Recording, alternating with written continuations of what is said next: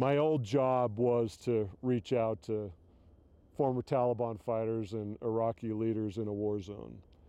We're not yet in an all-out war in our country, but unfortunately, I think we all feel things aren't quite right. In fact, not just not quite right, there's a lot that we should all be concerned about for good reason.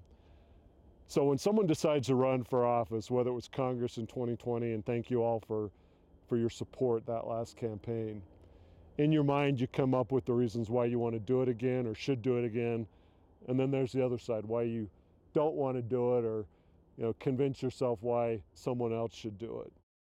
It would be easy to be a doom and gloom Democrat right now, and unfortunately we have some people in our party who preach doom and gloom.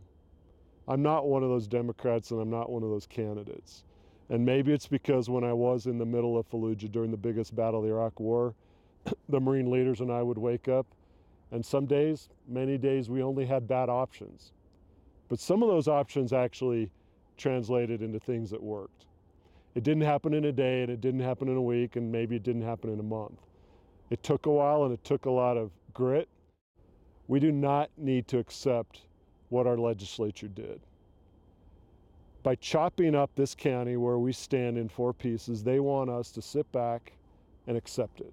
I believe the ballot in 2022 needs to be where we stand up and we work with the people who will work with us, which includes, I think, Republicans with a conscience and a lot of unaffiliated voters, but we don't give up. By giving up, we're actually adding to the problem, and that's on us.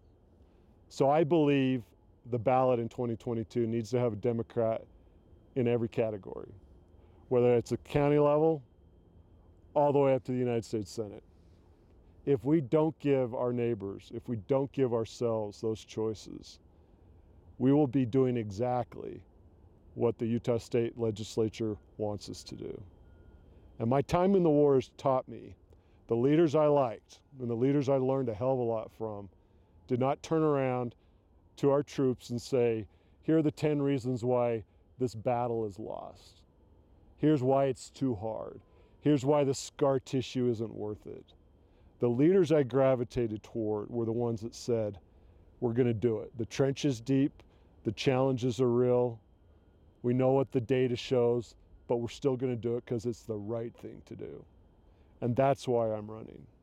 Not because it's easy, not because I have, the math in front of me that says this county is going to vote Democratic for the first time in 30 years. I know the political history of this state, but I know it enough that there was a time and there will be a time again when Utahns do elect a Democrat statewide. And why wait? If there's a time to stand up and say we don't accept the gerrymander, we don't accept being smacked around, it's now.